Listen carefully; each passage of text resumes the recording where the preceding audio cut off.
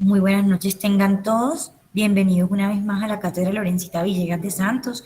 El día de hoy vamos a presentar un tema muy debatido y digamos que del día a día del cirujano pediátrico y también del residente de cirugía pediátrica, que es el manejo del plastrón apendicular, a cargo de Daniela Mendoza, mi persona quien les habla, y Lina Barón, residentes de cirugía pediátrica, y como tutor tenemos el día de hoy a la doctora Gabriela Bernal. Entonces queremos comenzar la charla del día de hoy a la luz de un caso clínico. Es un pacientico remitido de 3 años remitido por un cuadro de 10 días que consiste en picos febriles intermitentes cuantificados entre 38 y 39 grados que se asocian inicialmente a la presencia de síntomas respiratorios altos como tos y rinorrea, que al cuarto día se acompañan de un dolor abdominal, de un dolor abdominal tipo cólico que mejoraba al realizar deposiciones diarreicas. Refieren una toma de prueba de COVID al momento del ingreso, la cual es negativa, pero sin embargo, por la persistencia de picos febriles y sintomatología gastrointestinal, remiten a un hospital de tercer nivel.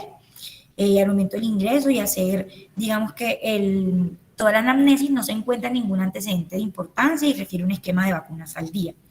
En cuanto a la sintomatología y a la clínica de ingreso, disculpen, tiene una frecuencia cardíaca de 140 latidos por minuto, una tensión arterial de 129/92 y una frecuencia respiratoria de 22, saturando 95% con una FIO2 del 28%. Al examen físico vamos a tener un paciente con una deshidratación grado 2. En cuanto positivo al examen físico, tiene un abdomen blando, sin embargo, de difícil valoración, pues por la edad del paciente. Tenemos 3 años, llega remitido de una institución a un lugar foráneo, era de muy difícil abordaje ese abdomen, daba la impresión de un dolor en el abdomen derecho, sin embargo, no tenía signos claros de irritación peritoneal, no tenía signos de rebote positivo, no tenía nada que, digamos, nos hiciera enfocar hacia un diagnóstico quirúrgico de ingreso. No se palpaban masas y tenía ruidos intestinales presentes. En ese momento se hace una primera impresión diagnóstica de una gastroenteritis de origen bacteriana, secundario de un dolor abdominal y una posible sepsis. Como vemos, de entrada, lo último que se sospechó en este paciente fue una etiología quirúrgica y justamente por eso quisimos traerlo el día de hoy, ya que en el paciente pediátrico, sobre todo en los menores de 5 años, la sintomatología puede ser tan diversa que siempre hay que tener, digamos que prendido ese bombillito de la curiosidad, de la sospecha clínica en este tipo de pacientes. Nuestro paciente presenta de ingreso un hemograma con unos LEPOS de 45.820 y 70% de neutrófilos, una hemoglobina de 10.1 y una PCR de 93. Como vemos, no es una PCR muy elevada, pero sí llama la atención, 45.000 leucocitos. Se toma entonces inicialmente una ecografía, la cual no es muy diciente, pero por la persistencia del dolor abdominal se toma un TAC de abdomen, como es el que va corriendo a continuación. Quiero que nos detengamos un poco más hacia la fosa, hacia la pelvis, más adelante. Vamos a ver cómo empieza una imagen que no es muy clara, sin embargo, vamos a ver que tiene en su interior, digamos que aire y como un refuerzo también, como una pared, como unos septos que vemos que se extiende en el área de la pelvis, lo cual en un paciente que es menor de 5 años, con una evolución tórpida, que tiene deterioro del estado general, aumento de la taquicardia, hipotensión, y que pese a que se inicia manejo antibiótico de amplio espectro, no mejora la clínica, empezamos entonces a dudar. Este paciente, cabe resaltar, nunca presentó dolor abdominal, pero por esta clínica tan, digamos que tan tórpida y con esa imagen de múltiples accesos en cavidad intraabdominal, esa imagen que vemos a nivel de toda la pelvis nos hace dudar. ¿Será que le damos chance a un manejo quirúrgico a este paciente? ¿Estamos frente o no a un plastrón apendicular que necesite un manejo quirúrgico? Bueno, en cuanto a este paciente, pues llenándonos de razones por su estado clínico, paraclínico y no mejoría, además de los múltiples abscesos en cavidad abdominal que no estaban localizados, que no se le podía dar un manejo percutáneo, se decide llevar a cirugía. Entonces, este fue un paciente que, digamos, pone de manifiesto muchas de las preguntas y de las inquietudes que nos generó este paciente. A raíz de eso, realizamos digamos que esta charla y esta revisión de la literatura para el día de hoy. En cuanto a, digamos que a cómo vamos a llevar esta charla, vamos a tener inicialmente un apartado de generalidades muy básicas y nos vamos a extender un poco más en la revisión de la literatura que van a ver, va a ser bastante contradictoria para poder llegar entonces a las conclusiones con las que queremos que todos se vayan a casa y empecemos a manejar, digamos que unos términos más unificados frente a este diagnóstico que puede ser bastante retador. Como tal, los criterios de búsqueda en la literatura, utilizamos de libros bases, Coran y Holcomb and Ashcraft, que son nuestros libros bases, y utilizamos términos MESH en la búsqueda como acute appendicitis, immediate appendicectomy, conservative management y children, obviamente. Y los buscadores que utilizamos fueron PubMed, ScienceDirect, UpToDate y Clinical Key. Pues hablando un poco de las generalidades, sabemos entonces que el plastón apendicular va a ser esa masa que se va a formar de intestino o mento inflamado, adherido, con muy poca o alguna colección de pus que se va a generar alrededor de un proceso apendicular agudo que posterior a su perforación genera todo este sistema o esta respuesta inflamatoria a su alrededor que va a intentar en primera instancia ser contenida pues por este tipo, por estas estructuras. Recordar muy importante que en el paciente muy pequeño, por su poco aumento, la posibilidad de la formación pues, de estos plastrones va a ser mucho menor porque vamos a tener menos aumento para que, digamos, que nos ayude a abarcar este proceso inflamatorio a nivel apendicular. Recordando entonces algo de la epidemiología, del 10 al 10% de las personas pueden presentar un absceso, de ellos del 2 al 6% de los niños con el diagnóstico de una apendicitis pueden presentar un plastón apendicular y vamos a tener una mayor incidencia en niños mayores de 5 años, pues ya por eso que hablábamos un poco más previamente, la presencia entonces de ese pipilón que pues ya va a ir creciendo, de ese aumento que va a ir creciendo, pues con el mismo crecimiento de nuestro paciente. Y el efecto clínico más el 90% del dolor abdominal y un 25% de ellos van a presentar diarrea. O sea, el dolor y digamos que la parte clínica se van a presentar en un 90% y un 25% puede presentar diarrea asociada. En cuanto a la sintomatología, a la clínica va a ser una clínica, como ven, muy diversa, en el cual el dolor abdominal puede estar presente, pero ojo, en pacientes muy pequeños que están muy comprometidos sépticamente, el dolor abdominal podría estar modulado, podría estar un poco velado pues, por la misma clínica séptica, como pasó en el paciente que traemos a colación el día de hoy. Vamos a tener diarrea, anorexia, hipoxia, náuseas, disuria, fiebre, emesis. Como vemos al inicio son unos síntomas demasiado generales y por eso es muy importante siempre tenerla en cuenta dependiendo el tiempo de evolución, como veamos a nuestro paciente, para poder dar un adecuado diagnóstico. En cuanto a digamos que ya el diagnóstico va a ser básicamente una sospecha clínica que se va a apoyar de laboratorios e imágenes. En cuanto a las imágenes, una de las primeras que realizamos por su costo-efectividad, la posibilidad de tenerla en muchos centros, es la ecografía, en la cual vamos a ver una colección hipoecóica que van a describir como de fluido en fosa ilíaca derecha, que puede tener presentaciones tanto redondeadas como de un aspecto irregular, puede o no estar bien circunscrita y el apéndice puede o no ser visualizado dentro de esta masa.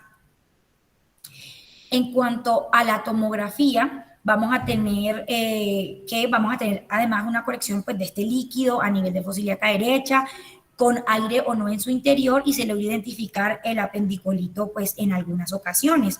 En estas imágenes vamos a ver cómo a la derecha vamos a tener esta presencia de burbujas de aire que también nos habla de que vamos a tener ahí cierto tipo de microorganismos que casi siempre son anaerobios o que son gram negativos, que van a generar toda esta sintomatología, y a veces podemos ver también fecalitos, vemos una imagen mucho más circunscrita como podemos ver acá. En cuanto al tratamiento, vamos a tener un tratamiento quirúrgico y no quirúrgico. El quirúrgico va a estar dado por un abordaje temprano o de intervalo, que es al cual le damos un manejo antibiótico previamente de hasta 14 días y posterior de 4 a 8 semanas, según la literatura que se revise, sería una apendicectomía en miras de disminuir pues toda la parte inflamatoria y todo el proceso de la modulación inflamatoria a ese nivel. Y el manejo pues no quirúrgico, pues va a estar más que todo dado por un manejo antibiótico y enfocado a la mejoría de la clínica.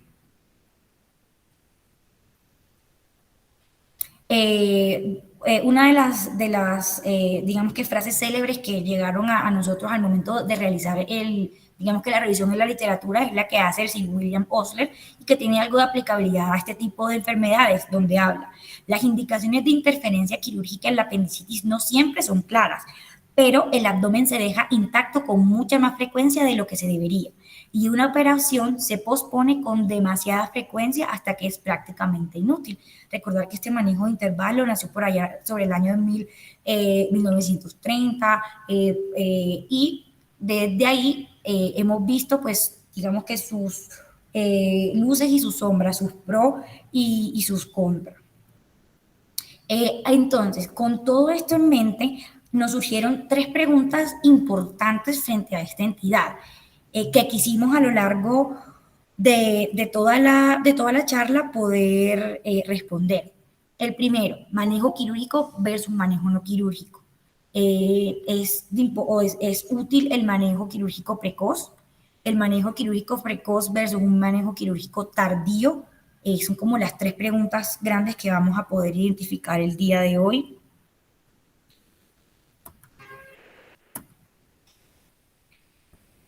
En cuanto al manejo quirúrgico versus el manejo no quirúrgico, vamos a iniciar, digamos que con qué sabemos, de dónde sale la información que tenemos hoy del manejo quirúrgico no quirúrgico en el paciente pediátrico. Todos sabemos que muchos de estos artículos son extrapolados de la literatura de adultos que tenemos pues a la mano. Uno de ellos, uno de los más, digamos que célebres que tenemos acá, es el del doctor Similis y colaboradores, el cual busca hacer una revisión en la literatura que compare el manejo quirúrgico versus el manejo, digamos que más conservador de el plastrón apendicular en la población adulta. Lo que ellos buscaron fueron 17 estudios en los cuales también digamos que se quería dar respuesta a esta pregunta y se hizo una correlación de ellos. Traemos entonces los diagramas de forest plot de las principales desenlaces que se buscaron en este estudio y vamos a ver cómo en base a esto muchos de los estudios en el paciente pediátrico se van a identificar de igual forma. Entonces, uno de los principales, digamos que desenlaces que ellos querían medir era cuánto duraba en días la primera hospitalización del paciente, si tenía una segunda hospitalización, cuánto duraba en días esta y cuánto duraba el manejo antibiótico. Fueron los tres desenlaces iniciales que estudiaron que se analizaron en estos metaanálisis.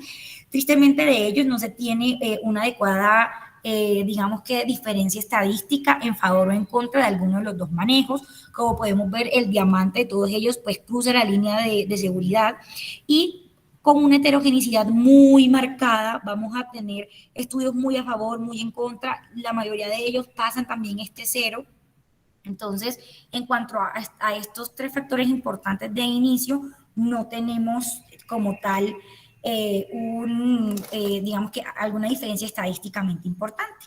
Ya al momento de empezar a evaluar las complicaciones que tenemos de estos pacientes, ya vamos a tener que se inclinan muy a favor del manejo conservador. Vemos cómo en cuanto a la infección del sitio operatorio o de la formación de abscesos pélvicos, la mayoría de estos 17 estudios se van a favor del manejo conservador como una relativa homogeneidad en sus estudios.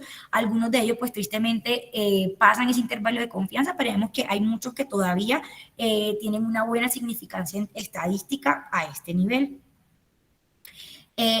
También en otro tipo de complicaciones como generales y la formación de abscesos, de obstrucciones intestinales, disculpen, también va a estar a favor del manejo conservador, como podemos ver en este forest plot. Acá vemos que tenemos un poco más de homogeneidad y la mayoría de ellos, muchos de ellos no pasan esa línea de seguridad del 1. Y en cuanto a la reoperación de estos pacientes, también está a favor de los pacientes que son manejados con un manejo conservador. Entonces, ellos concluyen que este manejo conservador, valga la redundancia, va a tener menos complicaciones como infección del sitio operatorio, obstrucción o absceso pélvico, lo cual lo prepondera sobre el manejo, digamos que de apendicectomía en estos pacientes. Con esto en mente, ya podemos hacer una correlación o lo vamos a poder poner en un parangón con los pacientes pediátricos en este estudio que se realizó en Nueva Zelanda, el Children Interval Appendicectomy, que lo que busca es realmente ver los pacientes después de un absceso que estadísticamente qué pacientes se ven o tienen unos mejores desenlaces, pacientes que son llevados a manejo de apendicectomía de intervalo o los pacientes que no son manejados quirúrgicamente y son seguidos con una observación activa. Entonces, este estudio se va a basar en las siguientes premisas y digamos que fueron lo que generó esa duda investigativa en el paciente, en el doctor Hall y sus colaboradores, que veían que 2/3 de los cirujanos pediátricos recomendaban la apendicectomía de intervalo pese a que sus complicaciones estaban por encima del 3% y que en algunas ocasiones la recurrencia de apendicitis era de un 20%. Ellos lo que hicieron fue entre agosto del 2011 y diciembre del 2014, escogieron un grupo de niños entre 3 y 15 años en varios centros de Nueva Zelanda y los aleatorizaron. 52 de ellos fueron llevados al grupo de apendicectomía de intervalo, el cual consistía en iniciar un manejo antibiótico por 14 días y posterior de 2 a 3 meses daban un manejo quirúrgico con una apendicectomía, ya sea laparoscópica o ya sea, digamos que por laparotomía, según las posibilidades de los centros en los que estuvieran ellos. Y 54 pacientes fueron, digamos que, ubicados hacia la parte de la observación activa. ¿En qué consistía esa observación activa? En hacer seguimientos trimestrales de los pacientes con estos hallazgos de un plastrón apendicular que es manejado inicialmente también con manejo antibiótico y se hace un seguimiento por esos 3 meses.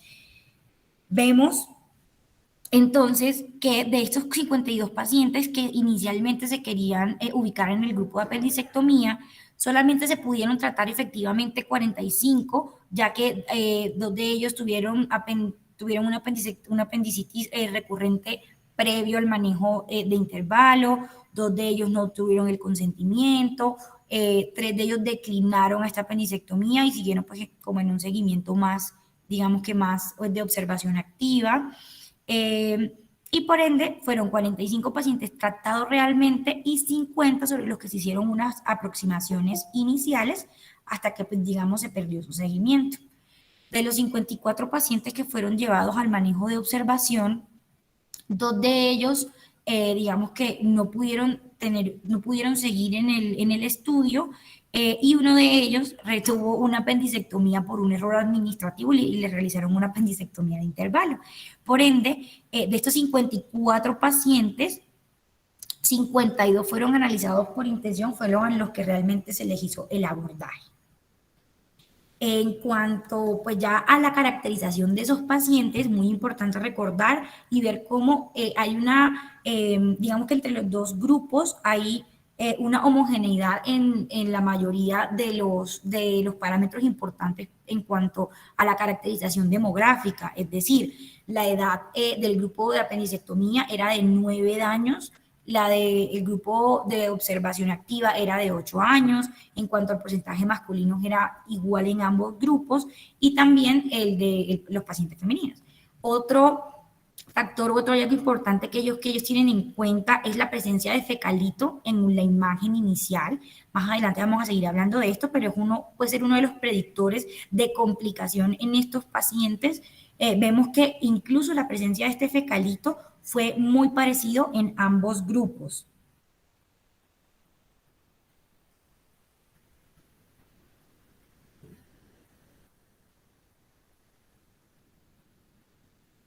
¿Aló? ¿Sí me están oyendo? Disculpen. Sí, Dani. Ok, muchas gracias. Entonces, pues continuamos.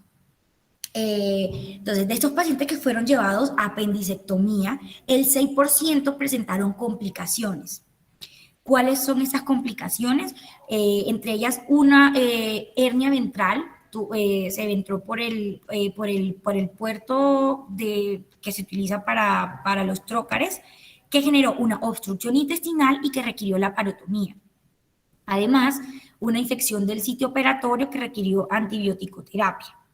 De estos, dos pacientes, como ya creo que se comentó previamente, presentaron una apendicitis aguda previo al manejo de intervalos, o sea, no, digamos que no lograron completar el manejo completo, y en esto se encontró un tiempo de estancia de 32 horas con un rango intercuartílico de 18 a 28 horas y 7 días aproximadamente hasta retomar sus actividades diarias, también con un rango intercuartílico entre 5 y 7 días. En cuanto a los pacientes que fueron llevados a un manejo de observación activa, vemos que el 12% de los grupos, de los pacientes de este grupo, presentaron una apendicitis recurrente que requirió una apendicectomía y un paciente fue llevado por un error administrativo a este.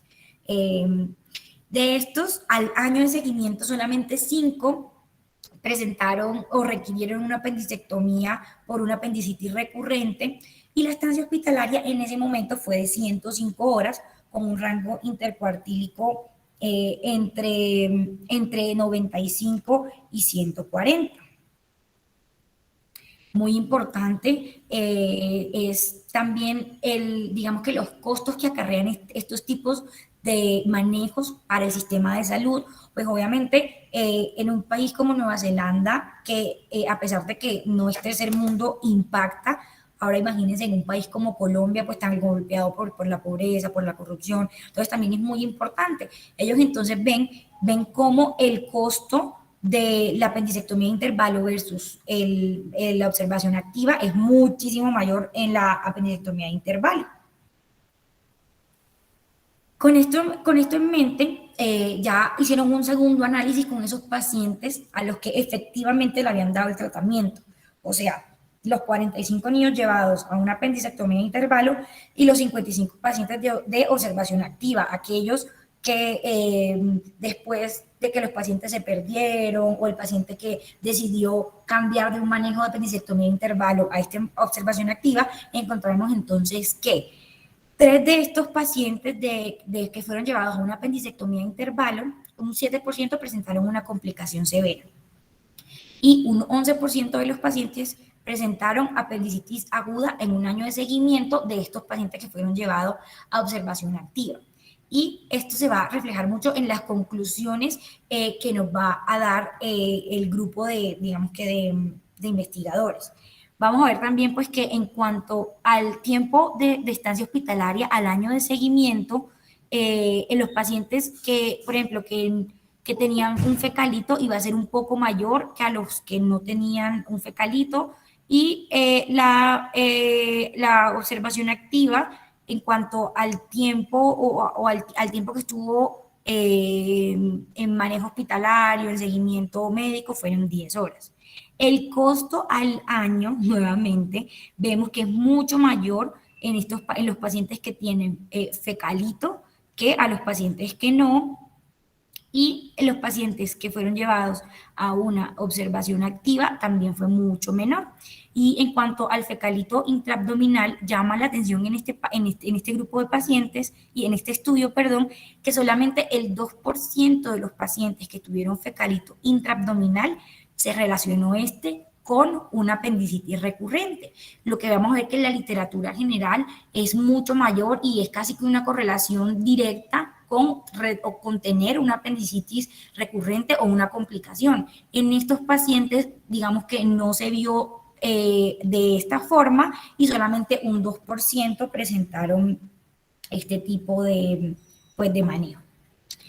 Concluyendo entonces que recordemos que solamente el 12% de los pacientes, que ya mencionamos previamente, solo el 12% de los pacientes que fueron llevados a manejo no quirúrgico, manejo conservador o manejo de observación activa, presentaron complicaciones, lo que nos da un 75% de estos pacientes que son manejados con observación activa que evitaron efectivamente la apendicectomía de intervalo al año de seguimiento. O sea, le estamos primero disminuyendo costos también a nuestro sistema de salud y los pacientes van a tener un retorno a la vida diaria en tiempo, va a ser en menor tiempo a comparación y pues nos ahorramos pues toda la morbilidad que va a ser secundaria a un procedimiento quirúrgico. Con esto en mente vemos cómo en el paciente pediátrico también se va girando hacia un manejo conservador un poco seguro, mucho más seguro, y lo podemos ver muy parecido a lo que hablaba el doctor Similis y sus colaboradores en el paciente adulto. La siguiente, bueno, la siguiente artículo que traemos con ustedes es cirugía inmediata o tratamiento conservador para la apendicitis aguda complicada en niños. Es un metaanálisis que realizó el doctor Gacchiola y sus colaboradores, en el cual se analizaron 15 estudios que iban entre 1969 y 2017. De estos pues vemos que son muy variados, tenían 8 estudios retrospectivos, 5 prospectivos, incluso 2 ensayos, que lo que querían era comparar, obviamente, la cirugía inmediata y el tratamiento conservador. De ellos, 581 pacientes fueron tratados con manejo conservador y de los 1.243 pacientes que pues fueron, digamos que, aleatorizados en el estudio, que estuvieron en el estudio. De los resultados, se encontró que disminuía en un 95%, la estadía era menor en estos pacientes y la tasa de complicaciones era 78% más baja en el manejo conservador y podemos ver aquí que tenemos un adecuado OR de 0.22 con 95% de confianza y un intervalo del 0.14 al 0.38, o sea, con una relación estadística importante. También acá vemos que la presencia de infecciones del sitio operatorio se vio menos en los pacientes manejados con un manejo conservador, igual que los abscesos intraabdominales y el hilio posoperatorio no fueron tan significativos en este estudio, llegando entonces a la conclusión que cada método tiene sus ventajas y sus desventajas y que siempre el cirujano tiene que hacer una individualización del paciente.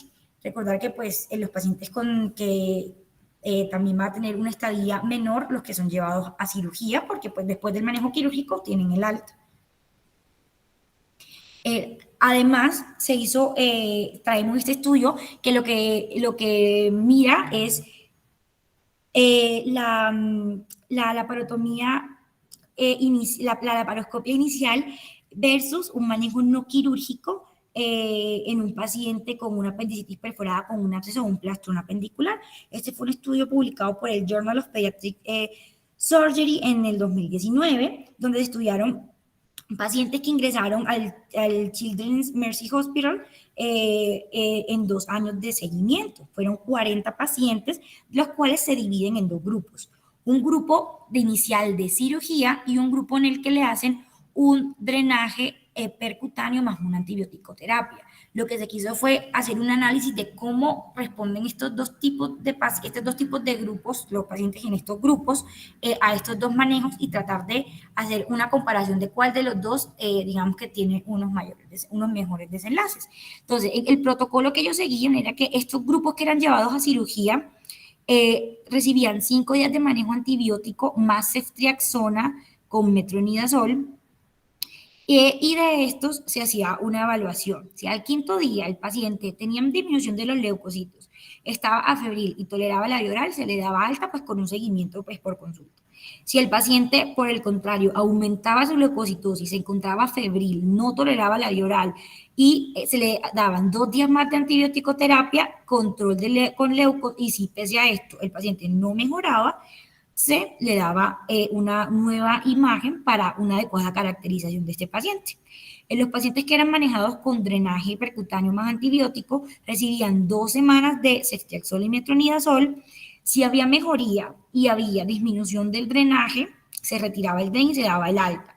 Sin embargo, si persistía dolor abdominal, no había mejoría digamos que las imágenes en el TAC, se le daba nuevamente manejo antibiótico.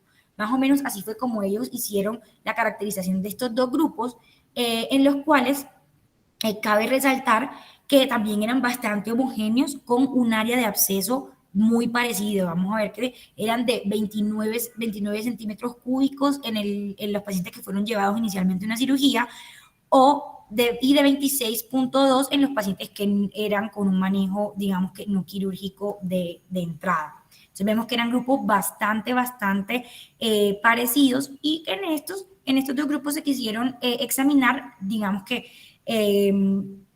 ciertos desenlaces principales, como cuál, tiempo quirúrgico, tiempo total de hospitalización, recurrencia de abscesos después del manejo inicial, dosis digamos que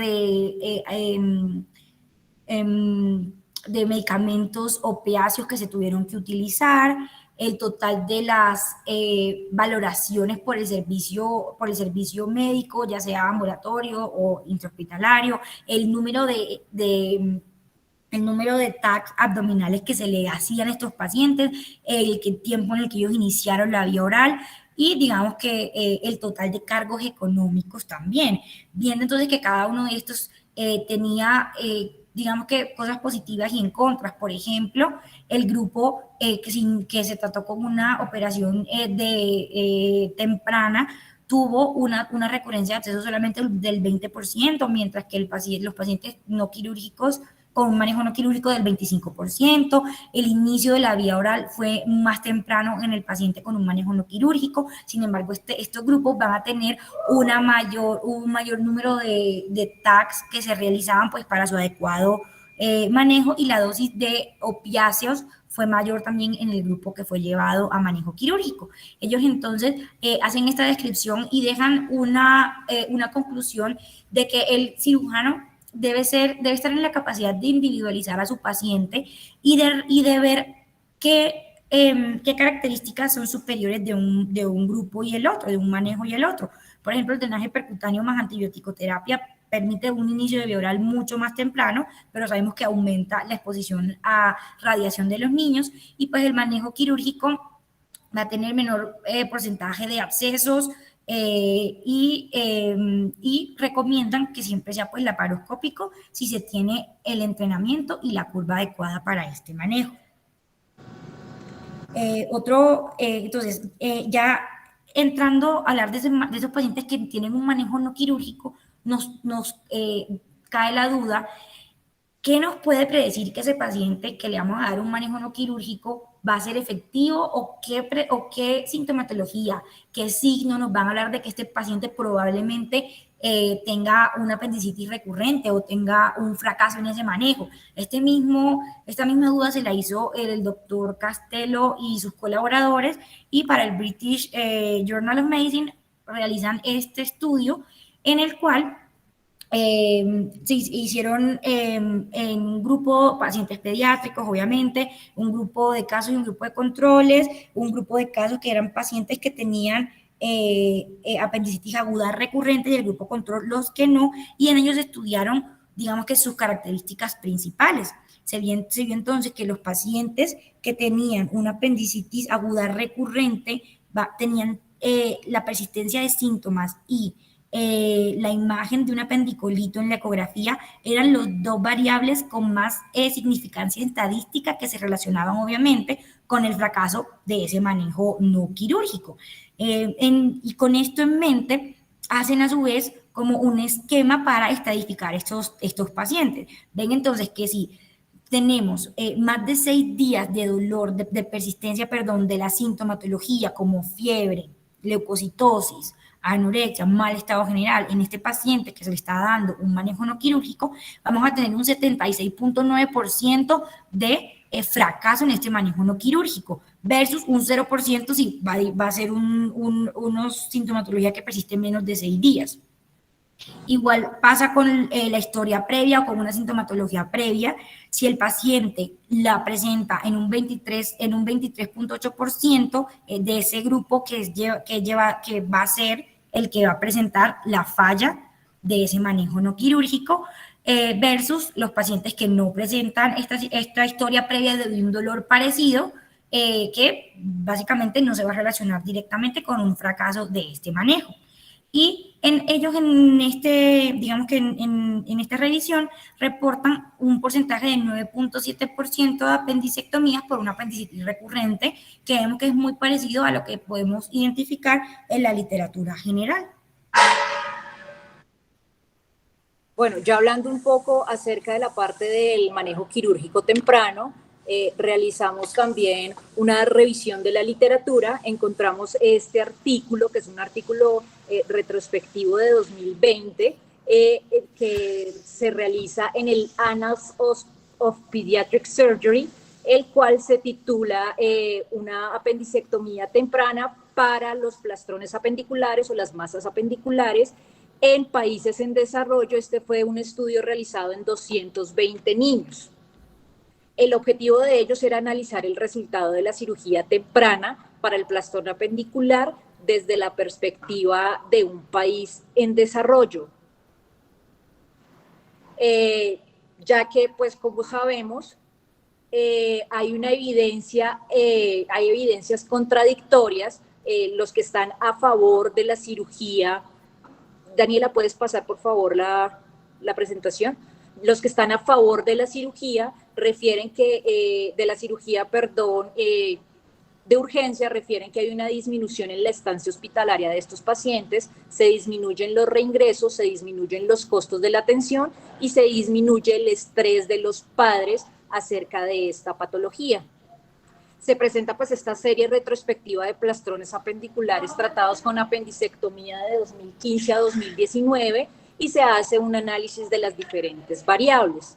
Entonces, en cuanto a los resultados, como podemos ver en la siguiente diapositiva, para la edad, digamos que la patología del plastrón apendicular la podemos encontrar o se identificó más en los niños que eran menores de 10 años, con mayor probabilidad de presentación los pacientes masculinos que en el sexo femenino de 1.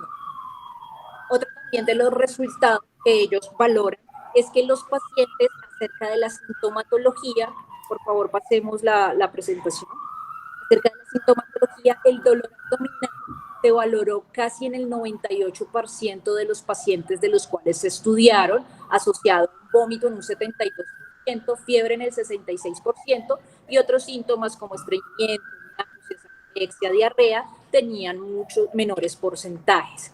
En cuanto a las características de los signos vitales de estos pacientes, es importante aclarar, como lo vamos a ver en la siguiente diapositiva, que la temperatura se encontraba casi en el 63% de estos niños, asociado a taquicardia en un 74% y una masa palpable en el 82% de los pacientes cuando se realizaba un examen físico.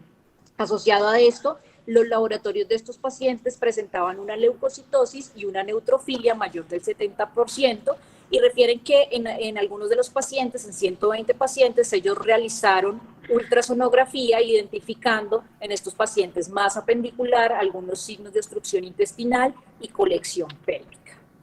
Ya en cuanto a las complicaciones, para mirar la parte de apendicectomía abierta con apendicectomía de laparoscopia, ellos refieren que los pacientes a los que se les realizó una apendicectomía abierta, que era una apendicectomía de urgencia, tenían mayores complicaciones como eran las dehiscencias, como eran mayores adhesiones posoperatorias e incluso infecciones del tracto respiratorio, a diferencia de los de apendicectomía por laparoscopia. Una de sus conclusiones en este estudio es que se puede considerar que la apendicectomía temprana en un entorno de recursos limitados puede proporcionar un diagnóstico definitivo un tratamiento temprano y unas tasas aceptables de complicaciones. Podemos cambiar. Otra de los estudios que valoramos fue un estudio realizado en 2020 también en India, en el cual ellos querían dar la experiencia de su institución, dando el propósito de identificar la seguridad, la eficacia y las implicaciones prácticas de la apendicectomía temprana en los pacientes con plastrón apendicular en un estudio retrospectivo de 2016 a 2018. Como podemos ver en la siguiente diapositiva, las características son muy similares en cuanto a la sintomatología y la parte preoperatoria de los pacientes, donde pues el dolor abdominal es lo que más frecuentemente se ve, pero aquí vamos a ver que estaban comparando los pacientes del plastrón apendicular versus los pacientes que tenían otras patologías apendiculares como apendicitis aguda. Entonces, identificamos que los pacientes podían presentar dolor abdominal, vómito, fiebre, anorexia, entre otros. Se veía también que se asociaba a un hemograma con una leucocitosis de todos los pacientes que presentaban plastrón apendicular. Y lo importante en los detalles posoperatorios es que ellos referían, pasamos por favor la diapositiva, Dani, es que ellos referían que al valorar o al comparar todos los casos de los pacientes que no presentaban, que presentaban patología que no fuera plastrón apendicular y compararlos con los de plastrón apendicular, en realidad identificaron mayores complicaciones en los pacientes que presentaban patologías como apendicitis aguda complicada. Pero pues digamos que como vemos el número de pacientes en los pacientes que no presentaban plastrón apendicular era muchísimo mayor al de a los casos de plastrón apendicular como tal. En cuanto a las conclusiones de este estudio, ellos refieren que el enfoque de la apendicectomía temprana en niños con plastrón apendicular es un método seguro, factible y de una opción preferible al conservador o la apendicectomía de intervalo, que evita diagnósticos erróneos, que se puede tratar la apendicitis complicada desde su inicio, que evita el segundo ingreso hospitalario, que la estancia hospitalaria puede ser más corta y ha mejorado pues digamos que el cumplimiento del paciente, que evita los fallos del tratamiento no operatorio y las complicaciones potencialmente letales, y que la tasa de complicaciones en realidad entre los dos puede ser muy comparable. Siguiendo con esto, traemos este otro estudio que nos habla también de ese manejo quirúrgico temprano en pacientes con una masa apendicular o con un plastrón apendicular en el paciente pediátrico. Este es un estudio que se realizó entre el 2019 y el 2020 en la Universidad de Karachi.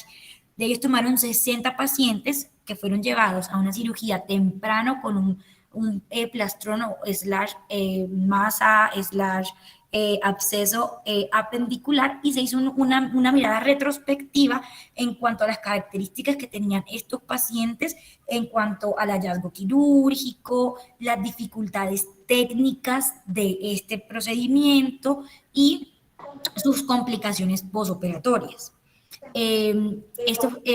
Cabe recalcar que el manejo quirúrgico temprano, ellos se lo realizaban a los pacientes posterior a estabilizar al paciente con líquidos endovenosos y con antibiótico-terapia. Como tal, no especificaban el tiempo porque ellos comentaban en el artículo que dependía mucho del estado general del paciente y de su capacidad, digamos que de respuesta a este manejo médico previo para ser llevado al manejo quirúrgico temprano. Entonces, tenemos que los pacientes, en cuanto a la sintomatología, en un mayor porcentaje presentaban fiebre, seguido de náuseas y vómitos, y posterior dolor en hipogastrio como síntomas al momento del ingreso. En cuanto ya a los hallazgos quirúrgicos, se encontraron que en total de los 60 pacientes, 41 presentaron la masa que se halló al momento de la cirugía. 41 pacientes presentaron adherencias digamos que una masa que contenía aumento y asas intestinales delgadas, y solamente un 19% presentaron dentro de él pus. En cuanto a la dificultad como tal quirúrgica, se encontró presente en 37 pacientes y las complicaciones en 14 pacientes como tal.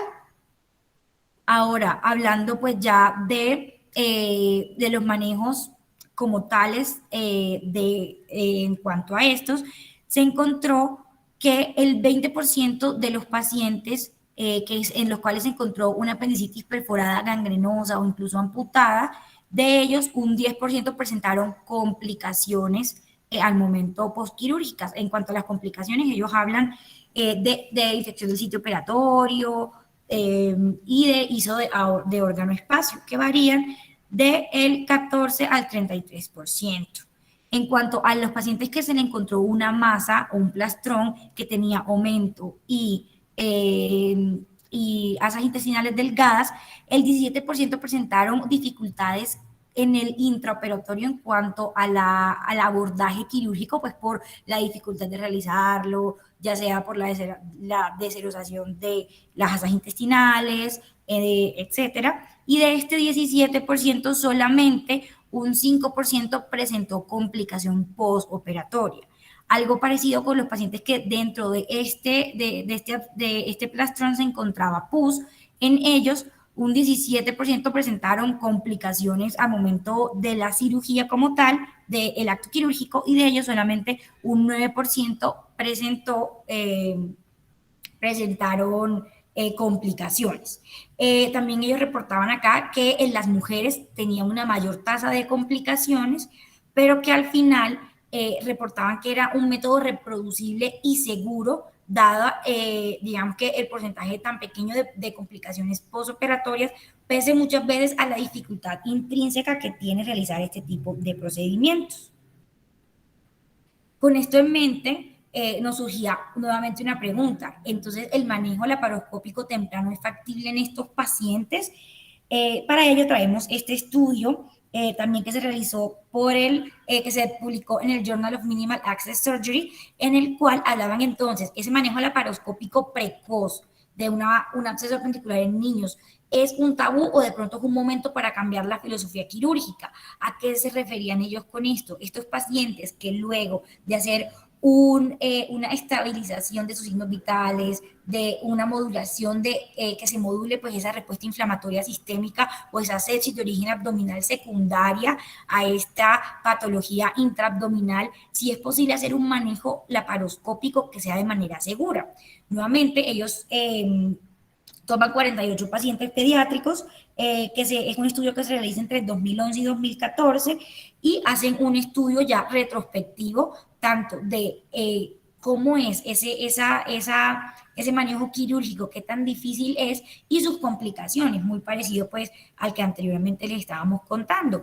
En el 30%, en el 30 pacientes van a presentar un absceso apendicular que es llevado a una apendicectomía laparoscópica temprana, de los cuales dos de ellos van a presentar un síndrome adherencial un poco denso, y solamente un paciente va a presentar una infección del sitio operatorio, digamos que del trocar umbilical. 12 pacientes tuvieron o se encontró una apéndice gangrenosa que también fue llevada a un manejo laparoscópico. Solamente un paciente fue muy difícil localizar el apéndice, y de estos 2 pacientes presentaron una infección de la herida umbilical.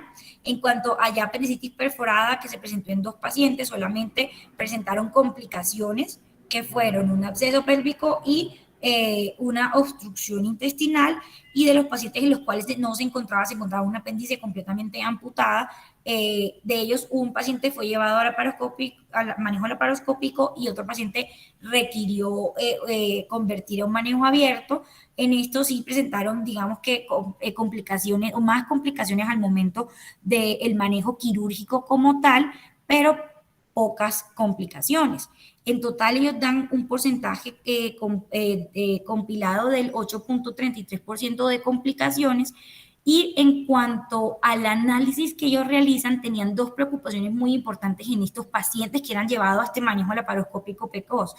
que si su tiempo de estancia hospitalaria y su duración del procedimiento iban o no a ser parecidos a esos pacientes que son llevados a un manejo abierto con una laparotomía. En estos pacientes entonces se encontró que en estos centros los datos eran muy parecidos en cuanto a la estancia hospitalaria, que eran 3 días, y una duración del procedimiento quirúrgico de aproximadamente 72 minutos, dando entonces como conclusión que en manos expertas con una adecuada curva, un manejo precoz, luego de haber estabilizado al paciente, y haber modulado un poco la sepsis y todos los mediadores inflamatorios, es segura y reproducible para este manejo en el paciente pediátrico. Otro de los estudios que encontramos fue un estudio realizado en 2005, un estudio prospectivo, el cual se titulaba "Si es factible la apendicectomía laparoscópica temprana en niños con apendicitis aguda que presentan una masa o un plastrón apendicular". Este estudio tomó 88 pacientes en el Hospital de Singapur en 2003, en los cuales valoraron el tiempo quirúrgico de estos pacientes, la tasa de conversión, los encuentros operatorios e histológicos, y refieren que el manejo laparoscópico fue realizado por 3 puertos. Asociado a esto, a todos los pacientes les realizaban manejo con irrigación. En cuanto a su posoperatorio, normalmente los pacientes que tenían una apendicitis complicada o un plastrón apendicular les daban un manejo mínimo de 7 días, y los pacientes con apendicitis no complicada, un día de manejo antibiótico. Para el egreso de estos pacientes, normalmente referían que sus criterios para egreso era culminar el antibiótico, que presentaran una temperatura menor a 37 grados centígrados y que presentaran una adecuada tolerancia vía oral. Compararon los pacientes que presentaban plastrón apendicular con los pacientes que no presentaban plastrón apendicular. Como podemos ver en la siguiente diapositiva, al realizar la comparación de los pacientes que se llevaban apendicectomía laparoscópica, tanto por plastrón apendicular como los pacientes que no presentaban plastrón apendicular, que eran apéndices no complicadas o complicadas, al realizar, digamos que las variables en cuanto a la duración posoperatoria, la conversión, la movilización de estos pacientes posoperatorios, el inicio de la dieta, se identificaban diferencias significativas hacia una mejoría de los pacientes, pues que no presentaban un plastrón apendicular. Pero al realizar ya la comparación como tal de los pacientes que presentaban una masa apendicular y compararlos con los pacientes que presentaban una apendicitis complicada, y tomar los mismos valores como era la duración de la cirugía, la conversión, el inicio de la dieta y la estadía posoperatoria, en realidad en estos pacientes no habían diferencias significativas. Como conclusiones de este estudio, ellos refieren que la Pendilab temprana es una opción segura y viable en el manejo del plastrón. Los pro de este estudio es que ellos refieren que se puede evitar diagnósticos erróneos en estos pacientes, se puede evitar un segundo ingreso por recurrencia o por una apendicectomía de intervalo electiva. Los contra es que pues digamos que la técnica es bastante difícil al realizar una apendicectomía por laparoscopia en un plastrón apendicular, pero ellos refieren que puede ser dominado por los cirujanos al familiarizarse con la técnica. Otra de las preguntas que nos realizamos es acerca de la apendicectomía temprana versus la apendicectomía de intervalo. Entonces, para esto presentamos algunos estudios como este, que es una revisión de la literatura. En realidad aquí toman tanto estudios o artículos de adultos como de niños. Ellos querían, pues se preguntaron si la apendicectomía de emergencia es mejor que la apendicectomía electiva para el tratamiento del plastrón apendicular. Entonces el objetivo de ellos fue comparar y contrastar la efectividad de las diferentes modalidades de tratamiento disponibles para el plastrón apendicular. En pro de los pacientes de los cirujanos que llevaban una apendicectomía de emergencia, Barran mostró que 34 pacientes con flemón con plastrón apendicular fueron manejados con la apendicectomía de emergencia y que la estancia hospitalaria fue menor a diferencia de los pacientes que presentaban un manejo o un tratamiento no quirúrgico aproximadamente de 3 días en una media. Young también realizó un estudio retrospectivo, el cual demostró que los pacientes manejados con apendicectomía de emergencia tenían una incidencia significativamente menor de una resección intestinal mayor por la patología no maligna en un 3.3% versus un 17% con p-valor significativo. Pero en los pacientes que se han valorado de los tratamientos de intervalo o los manejos no quirúrgicos, tenemos dos metaanálisis que tienen un buen peso. Uno es el de Similis, que ya habló mi compañera, el cual demostró que los pacientes que se sometieron a un tratamiento conservador pues tenían menos complicaciones como era la infección de la herida, los abscesos abdominales, pélvicos y las obstrucciones intestinales. Y Anderson mostró que la apendicectomía inmediata se asoció con 3 veces más morbilidad al tratamiento conservador. El tratamiento conservador también refiere que tuvo un éxito aproximadamente del 93% en los pacientes. Entonces, esta tabla nos gustó mucho y queríamos mostrarla hoy en la cátedra, que refería como las ventajas y las desventajas de la apendicectomía de emergencia y la apendicectomía electiva.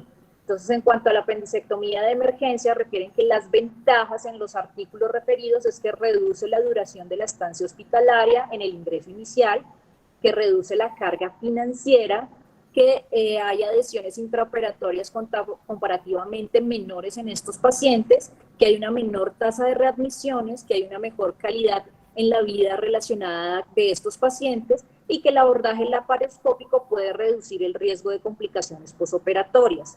Desventajas de la apendicectomía de emergencia es que pues tiene una dificultad operatoria, que tiene mayor riesgo de morbilidad, que tiene mayor riesgo de infecciones de sitio operatorio, infecciones de órgano y espacio, mayor riesgo de aparición de abscesos abdominales o de abscesos pélvicos, como lo refirió previamente en el metaanálisis Similis.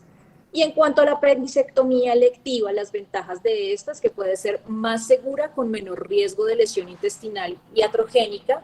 Digamos que los ataques recurrentes son más leves que la apendicitis primaria. Digamos que se puede identificar también una delimitación más sencilla de la anatomía intraoperatoria y hay una menor, refieren que también se han identificado menor duración de la estancia hospitalaria durante ambas hospitalizaciones o durante ambas admisiones de los pacientes.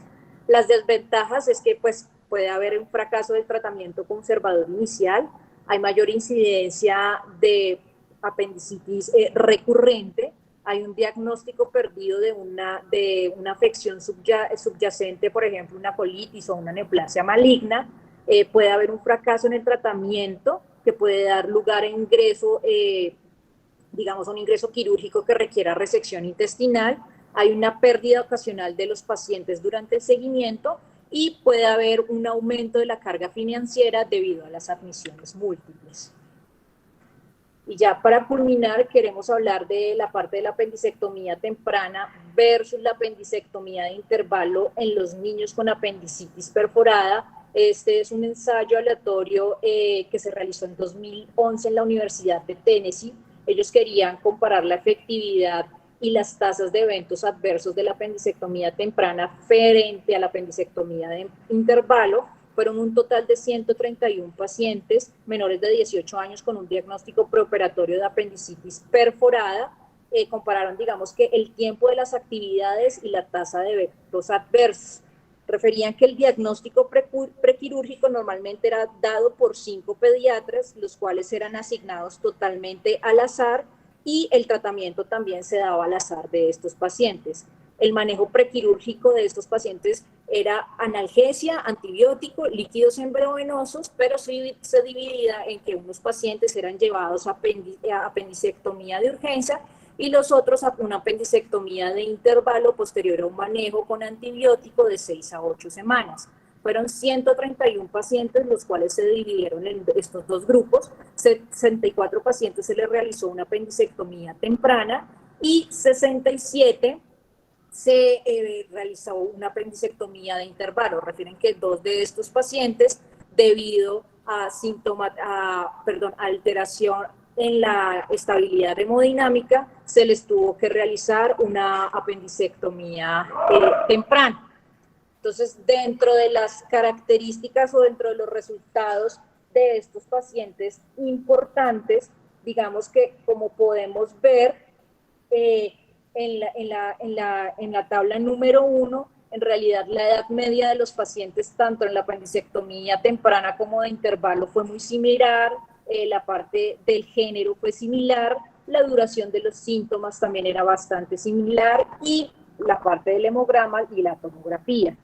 De los desenlaces, ellos refieren que pues había mayor probabilidad de un catéter venoso central en los pacientes que presentaban una apendicectomía de intervalo como por obvias razones, pero ya al mirar, digamos que la duración de antibiótico, el tiempo operatorio y la longitud de estadía, en realidad, como podemos valorar, pues no había una diferencia significativa. Otra de las tablas que ellos mostraban era la parte de los eventos adversos de estos pacientes en cuanto a la apendicectomía temprana y la apendicectomía de intervalo. Por favor, la cambiamos, Dani, gracias. Y cómo podemos darnos cuenta en la parte de apendicectomía temprana y de intervalo, ellos referían que habían algunos mayores efectos adversos en la apendicectomía de intervalo. En cuanto a las conclusiones de este estudio, refieren que la apendicectomía temprana redujo significativamente el tiempo fuera de las actividades normales, la tasa general de eventos adversos después de la apendicectomía temprana fue significativa y menor en comparación con la apendicectomía de intervalo. Ya en cuanto a las conclusiones grandes de nuestra revisión, podemos decir que no existen en realidad unas guías para el manejo del plastrón apendicular en pacientes pediátricos, que la apendicectomía por laparoscopia temprana puede llegar a ser una opción en la era actual.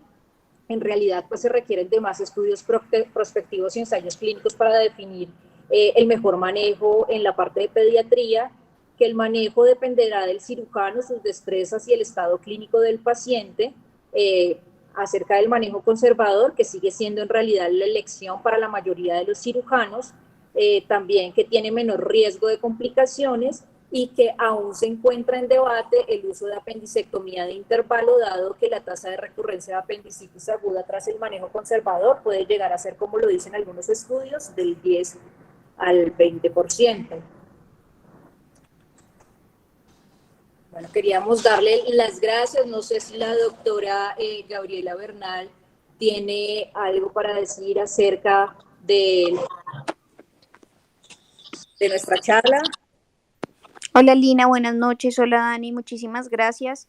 Muy bien expuesto el tema, es una muy buena revisión. Creo que se dieron cuenta como de todas los baches que tenemos en toda la información sobre este tema. Es muy complicado encontrarlo. La definición del plastrón apendicular todos la tenemos muy clara, pero en el momento de seleccionar los pacientes para escribir la literatura, creo que es muy compleja, pero hicieron una excelente revisión, felicitaciones.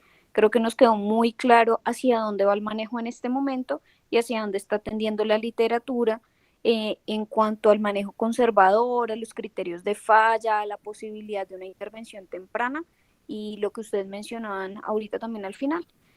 La condición de la apendicectomía diferida y todavía pues el tema de incertidumbre que hay al respecto. Muchísimas gracias, una muy buena revisión. Muchas gracias, profe.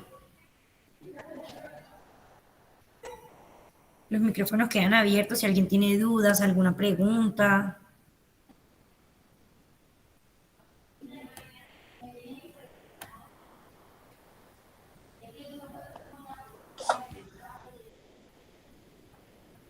Bueno, yo sí tengo como dos cositas para decir. Yo soy el enemigo 1A de la cirugía temprana en un plastrón apendicular. Tal vez por lo que dicen ustedes ahí, y puede que no tenga la experiencia necesaria, pero no vi una sola lesión intestinal en las complicaciones de los estudios, no vi ninguna ileostomía, no vi ninguna resección intestinal, y esas son complicaciones pues, que tenemos todos cuando por algún motivo operamos un plastrón apendicular. Lo que dice la doctora Gabriela y que se plasma bastante en los estudios es que los estudios, a pesar de que mencionan el término plastrón, mencionan el término masa, adherencias induración, flemón, o sea, todo eso, cuando vas a ver los hallazgos intraoperatorios, pues eso no se correlaciona con lo que ellos están escribiendo. Entonces la literatura es muy disímil e incluso los metaanálisis que hacen también son disímiles. Pero me encanta que hayan visto que la literatura está difícil porque ustedes tienen 2 sitios donde operan más de 200 apéndices casi que al mes y pueden hacer un estudio y unas correlaciones y proponernos unas guías que pueden ser muy acertadas porque van a tener más pacientes que la mayoría de los estudios que nos acaban de mostrar. Muchas gracias, Doc. Sí, señor.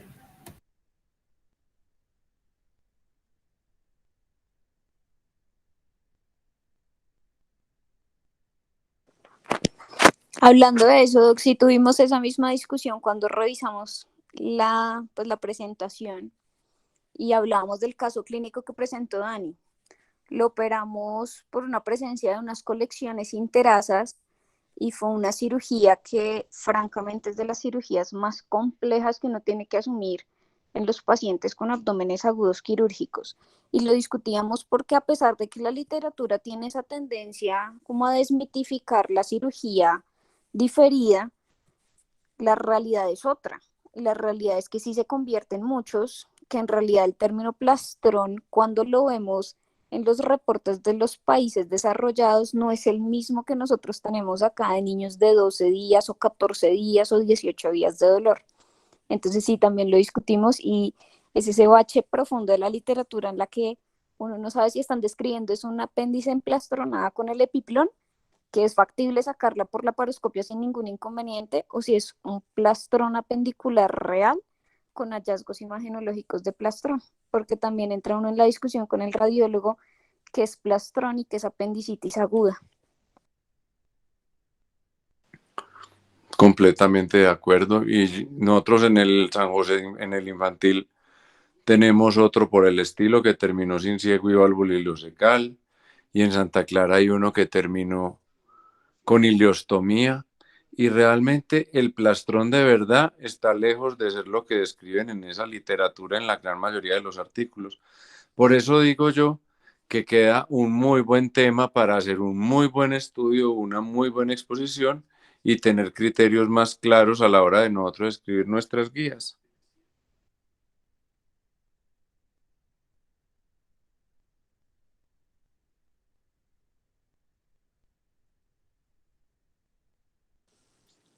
Y les agradezco mucho porque creo que no quedamos sino 6 aquí.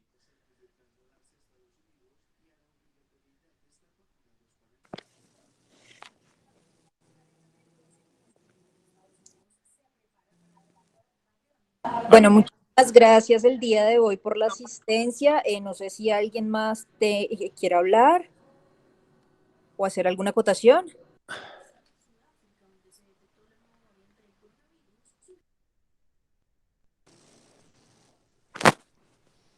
Yo creo que nadie más, Linis, pero muchísimas gracias.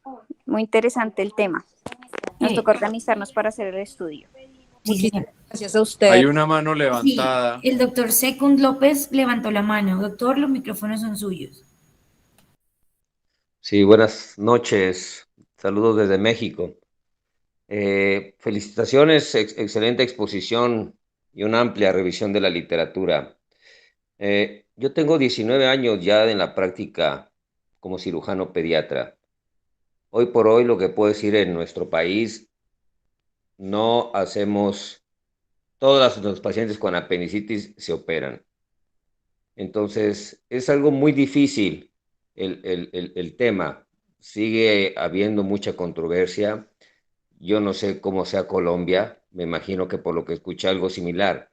Entonces, es difícil que a pesar de que existe literatura, y a pesar de que trabajemos en hospitales institucionales, en lo particular trabajo en un hospital pediátrico, mismos colegas, en cierta forma, negados al cambio del manejo. Como bien dicen, ya con algunos años recorridos, te das cuenta, más que hablar de plastrón, coincido con ustedes, es más el tiempo de evolución. nos llegan niños de 3 semanas, nos llegan niños de 1 mes de evolución. A veces nos llegan pacientes enviados con diagnóstico de tumor abdominal y resulta que pues, son niños con apendicitis de 1 mes de evolución, ¿no? Entonces, es un tema difícil que sigue causando, repito, controversia, pero pues definitivamente es una opción más el no operar a estos pacientes cuando las condiciones lo permiten, porque pues son niños que desgraciadamente, como bien lo dicen, acaban con 2 o 3 laparotomías, ileostomías, entonces es mucha la morbilidad que se genera alrededor. Pero desgraciadamente en nuestro país, hoy por hoy, niño con apendicitis aguda, complicado o no, el tratamiento es quirúrgico, abierto o laparoscópico.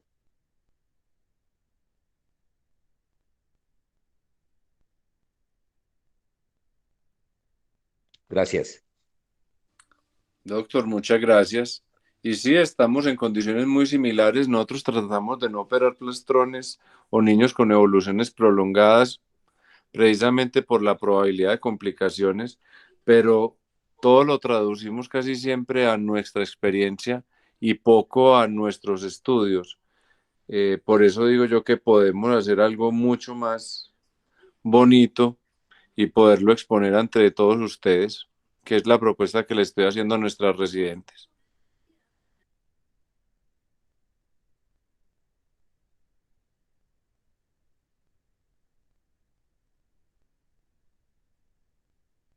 Bueno, muchas gracias a todos los asistentes, muchas gracias por su atención, por quedarse con nosotros hasta ahora. Damos por terminada la charla del día de hoy, que será subida a nuestro canal de YouTube, y les recordamos que ahí pueden revisar también todas las charlas de esta cátedra. Que tengan una muy buena noche. Feliz noche, chao, chao, que gane Colombia. Gracias. Feliz noche, que descansen. Feliz noche, hasta Saludos, luego. buenas noches. Descansen.